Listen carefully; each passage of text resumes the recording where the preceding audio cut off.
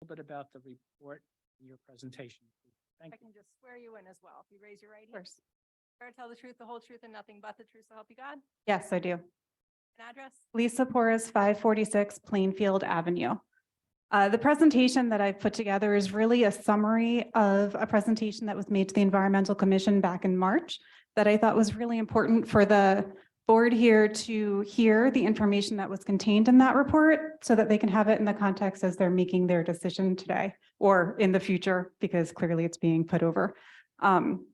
It was really enlightening to me to see the larger impact and where this particular tract of land fits into the larger scope of green areas here in this area and the larger county area. And I selected some of the slides that I felt like really exemplified that. I wish the board had been able to be there or that the presenters could be making the presentation here themselves. I'm not an expert. I'm not going to claim to be an expert. I'm someone who's very concerned about the environment, but that's not my background. So with that being said, if that's enough context, Mr. Sullivan, I'll show the first slide. Please, thank you. So thank you for the opportunity to be doing this. And I, again, wish that the original presenters were able to do this themselves.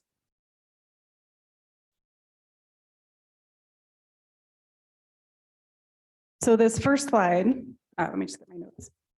One of the first slides that they shared at their presentation back in March was just this overhead view of the area where you can see indicated in the red circle where this plot is fitting into this larger green stretch of land, the larger woodland area that is going on there. And we can see how it's contiguous with an extended green area.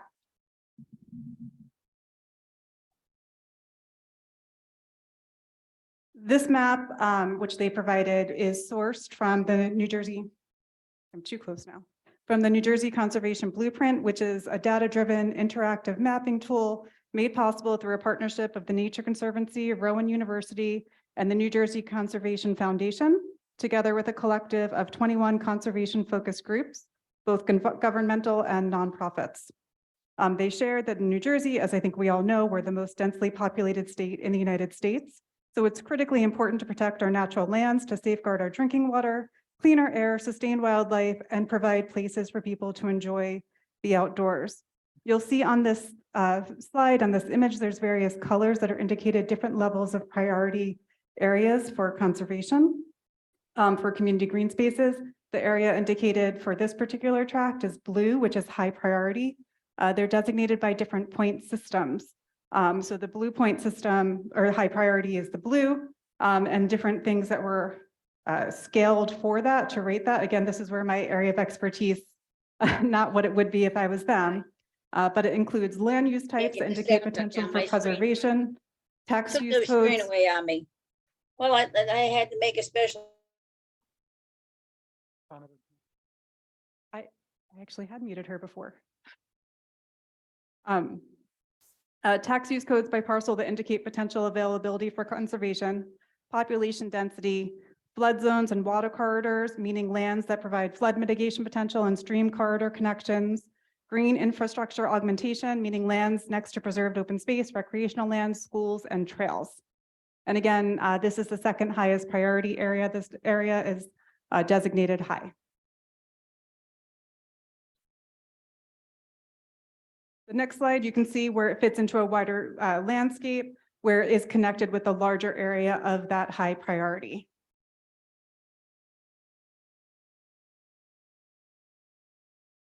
This map is showing suggested Garden State Greenway connectors. That was a concept I was not familiar with, to be honest, before this presentation. And I know this font is kind of small, so I will read it for everybody. The connectors are suggested linear corridors of land that link hubs of natural lands, creating a web of natural lands and water throughout the state. Garden State Greenways suggest connectors for linking hubs of natural lands and can be used to guide local decision-making and planning. Proposed connectors are computer generated and may follow existing trails, river corridors, or non-developed lands. Connectors link hubs and begin to achieve the Garden State Greenways goal of a natural area within a 10-minute walk or bike ride of every New Jersey home. So when I zoom out on the next page, you'll see how this Westminster track, again indicated by that handy red circle, is in the middle of a connector between the Passaic River and the Watchung Reservation. So when viewed like this, it's clear how these 5 acres in question are part of a larger ecosystem that benefits the wildlife and general conservation of our state. So just to recap some of the points that they made and that I think are implied as part of this presentation. This development has the potential to have a wide and detrimental impact well beyond the property lines of myself and my neighbors. It's directly upslope from downtown Berkeley Heights, and we know mature trees slow stormwater runoff. No matter how many trees they propose to plant or are going to be calculated out based on the number that they're taking down, it's going to be years before they can have the significant and beneficial impact that the mature woods there currently have. This part of a larger contiguous wooded properties, and it's ranked as high priority land for community green space, been designated part of the Garden State Greenway connector. And I really urge the board to keep this in mind as you consider whether to allow this really frankly damaging, especially to that area, development to go forward. Thank you. Did you hire Dr. Shanley and Chris Barr? We did not hire them, no. Did not, and how did you acquire this data? I attended the environmental commission meeting where it was presented.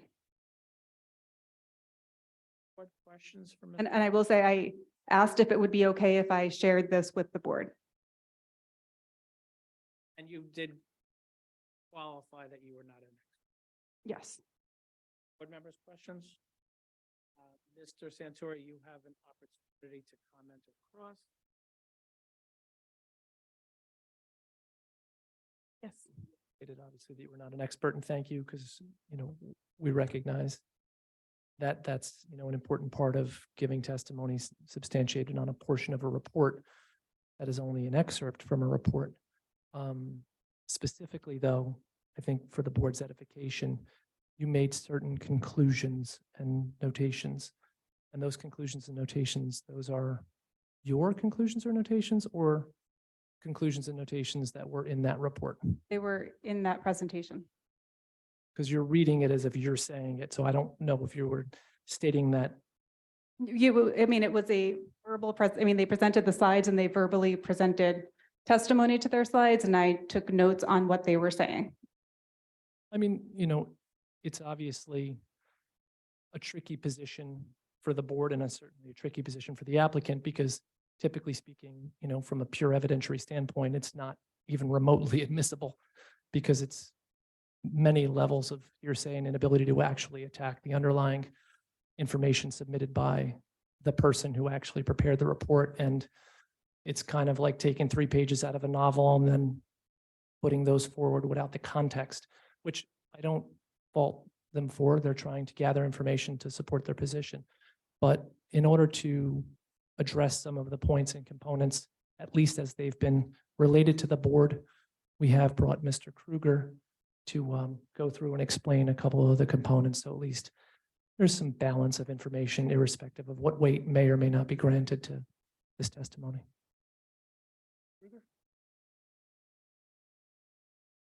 If I could have Mr. Kruger sworn in, and then we can just go through a little bit of his qualifications. Swear to tell the truth, the whole truth, and nothing but the truth, so help you God. Thank you. And that's your name and address.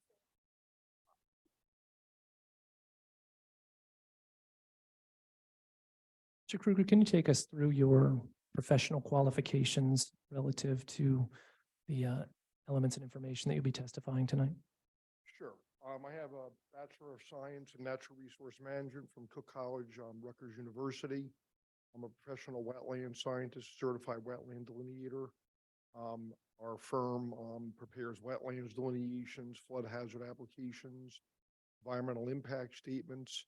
I've been practicing in this field since 1987. I've been accepted as an expert witness in numerous municipalities, I think about 55 in the state of New Jersey. I've been accepted as an expert witness on various topics related to the environment, ecological studies, and various related environmental applications.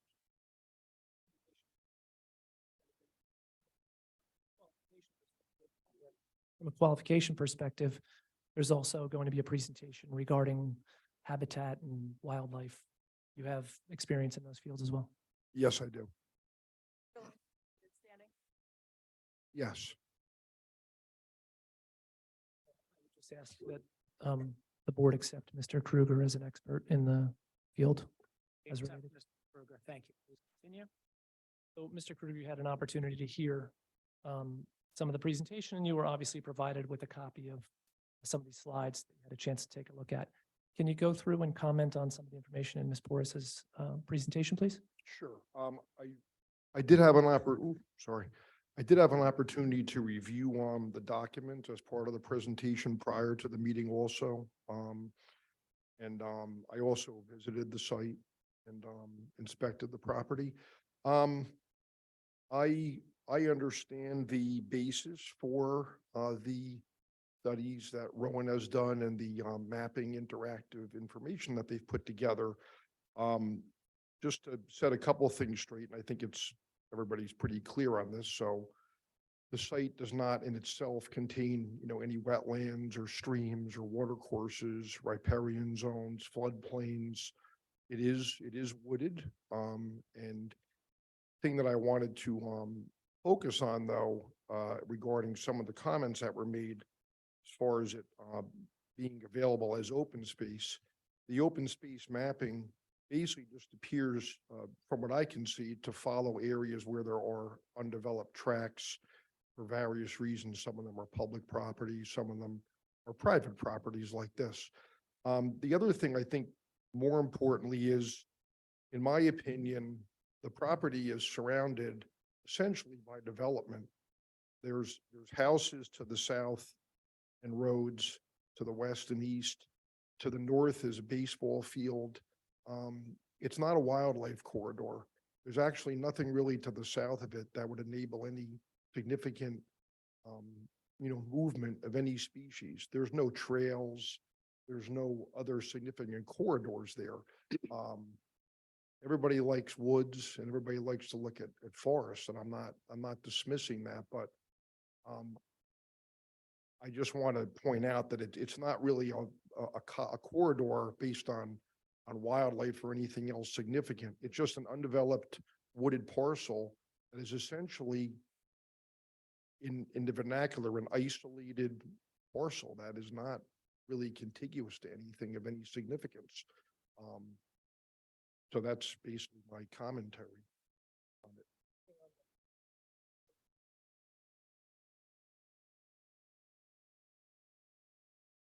Well, there are none of these features there. There's no floodplains, there's no water courses, there's no regulated areas, there's no wetlands. According to the DEP mapping, which does map important habitats that contain critical habitat for different species, none of that is noted on this property. It's not even listed as any kind of priority mapping. So even though the site is wooded, DEP is not signaling that out as any significant habitat for any species of wildlife in New Jersey.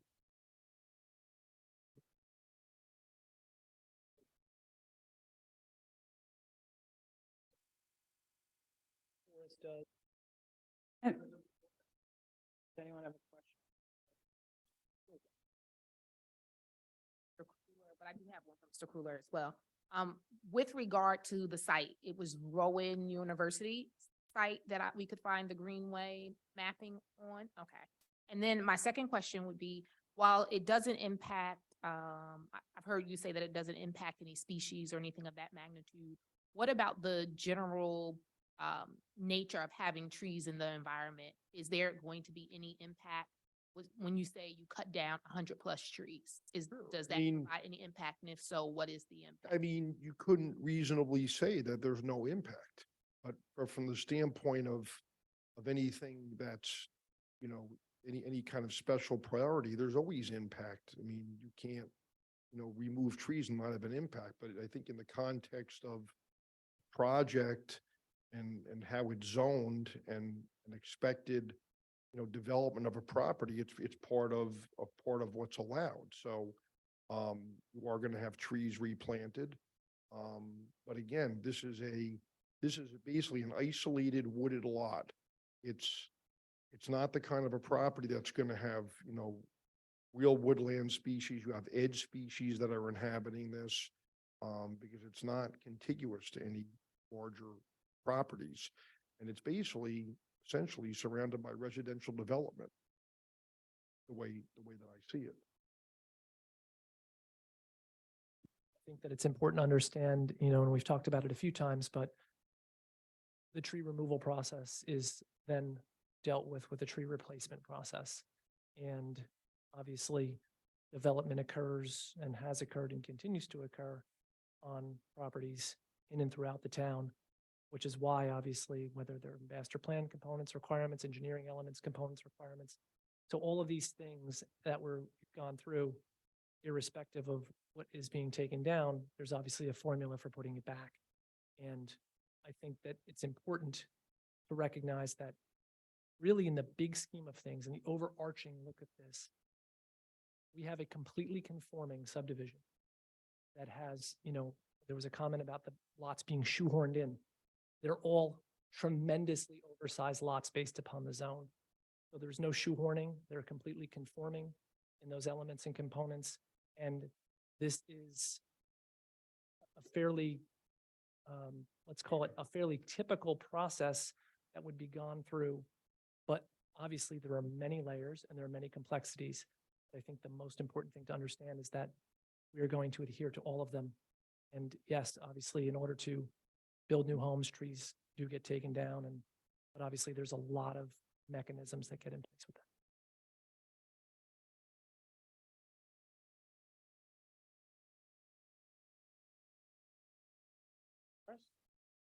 Yes, I do have a couple of comments. Am I allowed to make comments?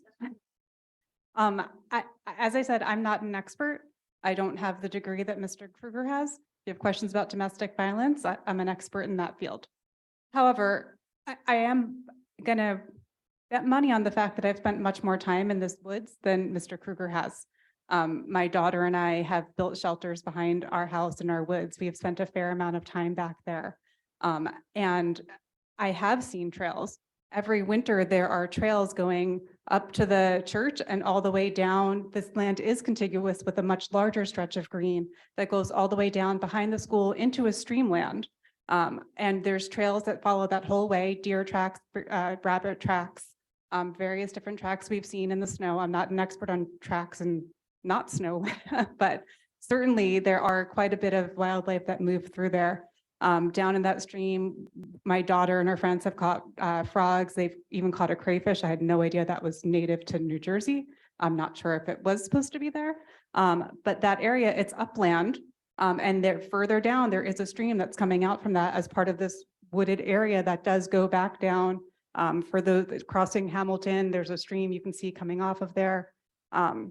So I would beg to differ with what you're saying, that this is an isolated area. So just to clarify, when you talked about trails, and I think from my understanding of that was trails that people can travel through. Well, there actually are trails One back thing. there. The There second are thing is paths. the stream that I believe you're talking about is about 150 feet south of the Plainfield Avenue. So it's not on the site. It's well. It's further down, but I'm saying that's upland from it. So I'm sure water from there is draining down into it. Again, not an expert, but common sense says that that would be where the water's going. But my point is, it's not a wildlife corridor. I'm not disputing that there's not deer and other common wildlife there as there are throughout Berkeley Heights. What I'm saying is there's nothing unique about it.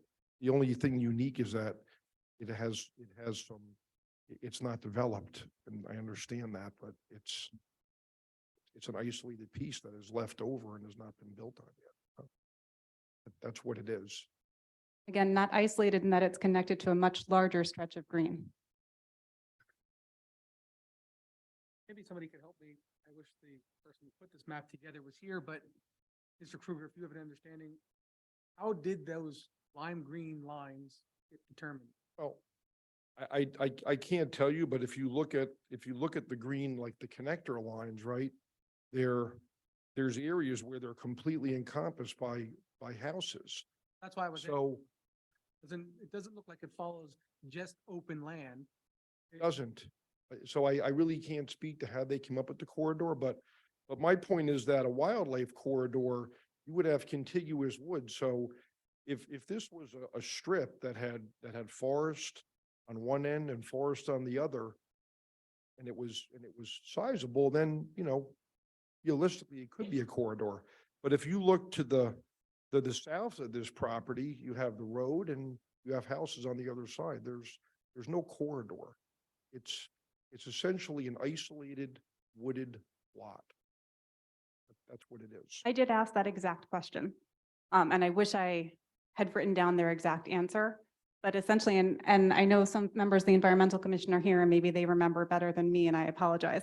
But they said, right, at this point, when they created this, New Jersey has already been developed. So they're putting together what's currently there and connecting it as best as can be done with the existing green properties and undeveloped areas that are there. And this would be the most natural way for animals to be able to migrate and move around. They would be going through backyards as they are now. It would continue, right, and it would continue to be that way. They're obviously, if you look at it from the opposite, if this is a corridor, that corridor will still exist because this development will be nothing different than what's on the other side of it and what's below it. So there's two ways to look at that. So if you say that that's a corridor, then yes, but the corridor would consist of backyards as currently exist. Further comments? Morris? No, I think that's it. Thank you so much for allowing me the opportunity to present this despite my lack of expertise. I really appreciate you guys taking the time to listen to the presentation and allowing me the chance to do it. Thank you very much. This is just an exchange between